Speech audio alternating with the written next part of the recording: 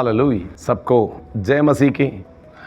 सुंदर दिन के लिए फिर से हम धन्यवाद करते हैं। जब भी प्रभु की उपस्थिति में हम आते हैं, ध्यान रखें हम धन्यवाद के साथ उसकी सन्मुख आए। परमेश्वर को धन्यवाद करना कभी नहीं भूलना, क्योंकि कल रात हम जब सोया, प्रभु ने अच्छा नींद प्रदान किया, सुबह उठने के लिए मदद किया। प्रभु की उपस्थिति में फिर से प्रभु का जीवित वचन सुनने के लिए अवसर दे रहे। प्रभु को हम धन्यवाद करते। आपका जीवन में प्रभु आज अद्भुत कार्य करे, आपका जीवन आशीषित रहे। हमारी यही प्रार्थना है, हर दिन प्रभु की महिमा के लिए जीने के लिए प्रभु मदद करे।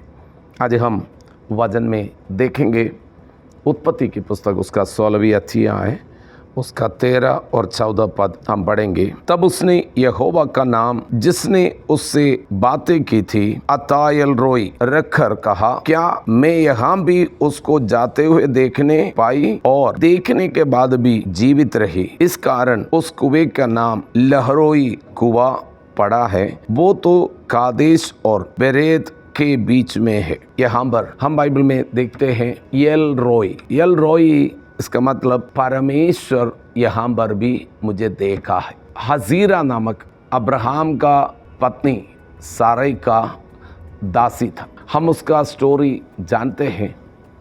अब्राहम को परमेश्वर ने वायदा दिया, मैं तुम्हें आकाश की तारागणों के समान संतान दूंगा और रेत का समान संतान दूंगा। लेकिन अब्राहम ने 75 साल में वायदा पाया, 85 साल हो गया, नहीं हुआ, कोई भी बच्चा नहीं हुआ।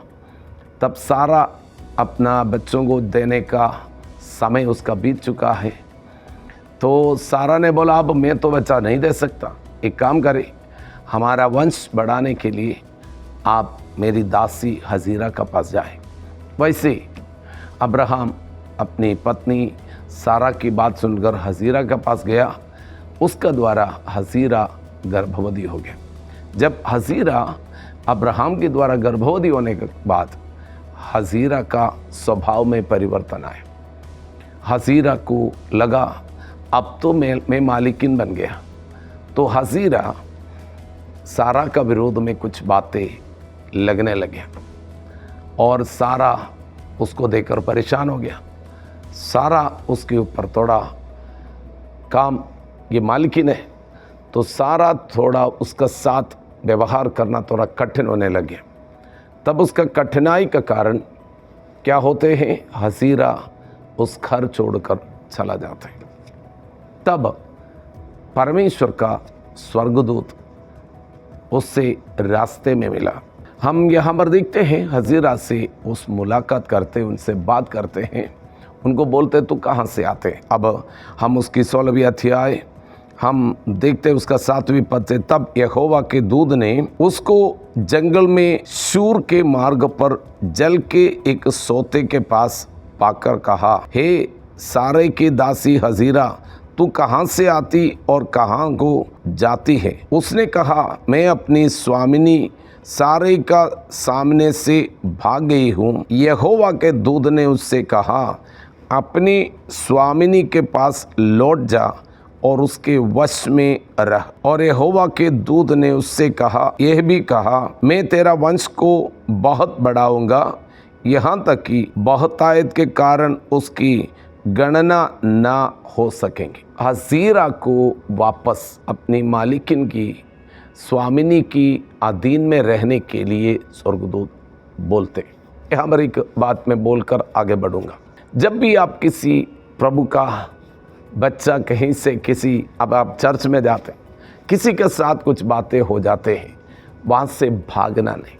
कभी आपका बात सब लोगों को अच्छा नहीं लगते होंगे, आपकी बातें, आप सबकी बातें अच्छा नहीं लगते।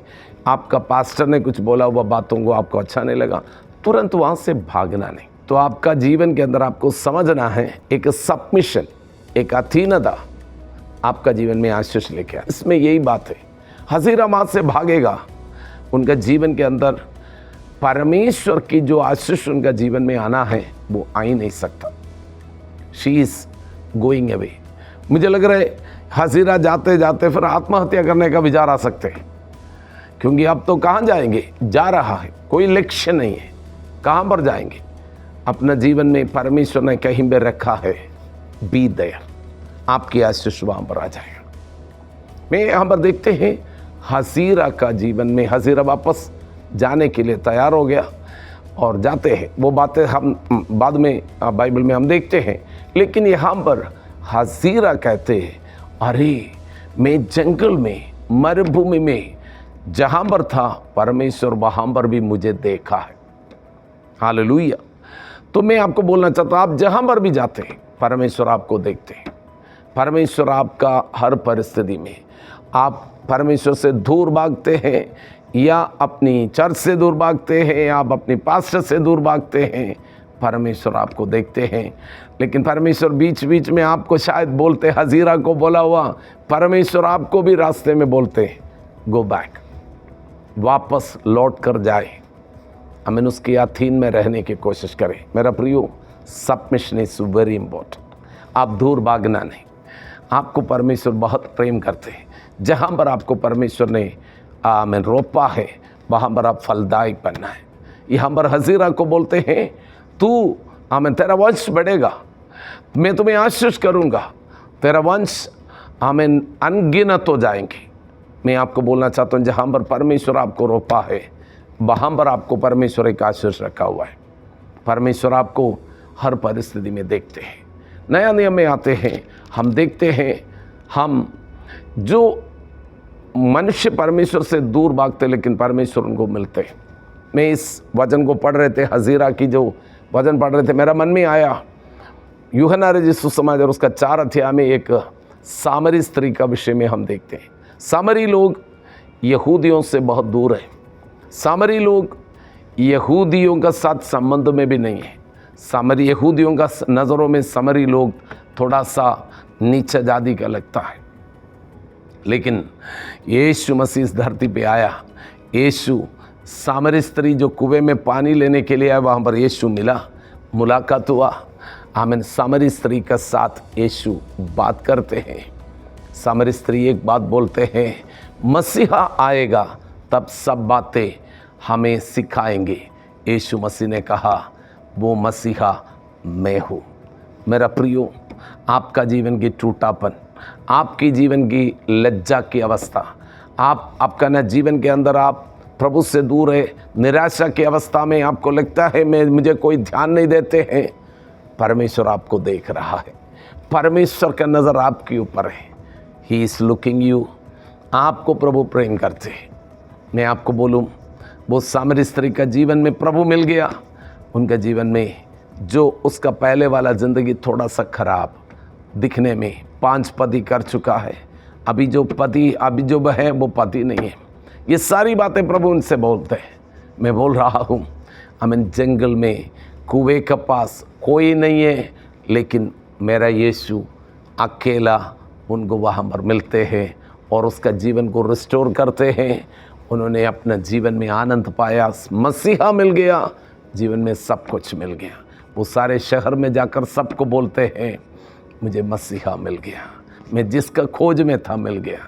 मेरा प्रियो, आप शायद आपके अनुभव हो सकते, हमारे अनुभव हो सकते, हम भी खोए हुए थे, हमें मसीह मिल गया। अब हम चुप नहीं रह सकता। हम जिस परिस्थिति में था, हम अच्छे नहीं था, हम खोए हुए थे, लेकिन यीशु आपको वहाँ पर देखा, मुझे वहाँ पर देखा, हमें चुन लिया, हमें यीशु मिल गया, हमें यीशु मसीह का प्रेम मिल गया।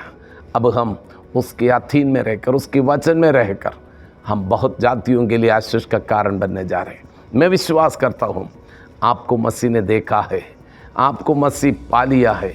हम बाइबल कहते हैं, तुमने मुझे नहीं चुना, मैंने तुम्हें चुना है। प्रभु आपको चुन लिया, मुझे चुन लिया। हम अब बहुत जातियों के लिए आशीष का कारण बनने जा रहे हैं। अनगिनत, हमें गिन भी नहीं पाएगा इससे आशीष पाने। उसका नाम एल रोई है। हालेलुया। वो हमें देखा है, वो हमें देखते हैं हर पल। प्रभु आपको आशीष करें। हम प्रार्थना करेंगे, पिता परमेश्वर, आप हमें देखा है। हम जहाँ पर भी था, जिस परिस्थिति में था, आपने हमें देखा, चुना, आपका संतान बनाया, आपका पवित्र लहू से धोया, शुद्ध किया, में धर्मी बनाया, पवित्र बनाया, अब्बा पिता पुकारने के लिए सुपुत्र की आत्मा दिया। धन्यवाद करते हैं। अब हम प्रभु आपका साथ रहेंगे।